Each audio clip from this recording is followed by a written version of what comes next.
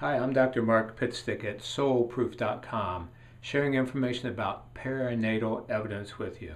Exciting evidence that our spirit, consciousness, awareness, whatever you want to call it, not only survives physical death as evidenced by near-death experiences, but pre-exists this human birth. So again, perinatal evidence told by children spontaneously or under hypnosis, and top researchers like David Chamberlain, PhD, David Cheek, MD, Stan Groff, MD, Ken Ring, PhD, and a host of others, researching, documenting that these little children indeed accurately remember and are aware of what happens while they're in the uterus, at the time of birth, or after the birth.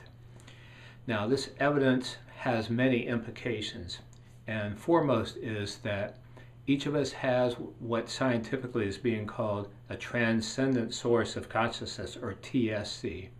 So again, this is your spirit, transcendent source of consciousness that exists and comes in then and joins the fetus during development inside the uterus. It appears that this TSC merges with the body around the time of birth.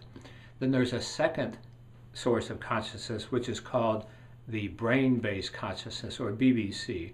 The consciousness is associated with our brain, the biochemical soup that's in the health of our body and mind. Well, these researchers say that life flows best, and those people are most successful, happy, energetic, and healthy when the transcendent source of consciousness, TSC, and the brain-based consciousness, BBC, are congruent, when they can communicate with each other, when they're on the same wavelength, so to speak.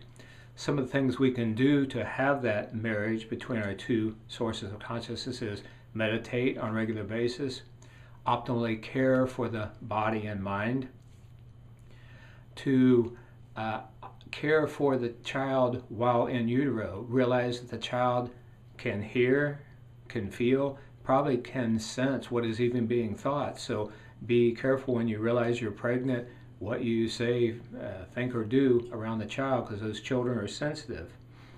Avoid excess attachments. It's okay to have desires and enjoy things, but excess attachments keep us from being in touch with those two parts of ourselves, the spirit and the physical.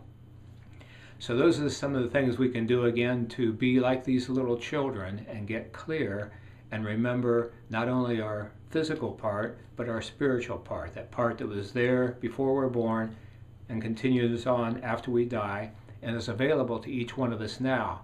That's when life can really be a successful adventure, when we use both parts of ourselves, be like shamans have, one foot in the physical, one foot in the spiritual. So to learn more about perinatal evidence and the other evidence about that we are spiritual beings, visit my website, soulproof.com, and thank you for sharing this with others.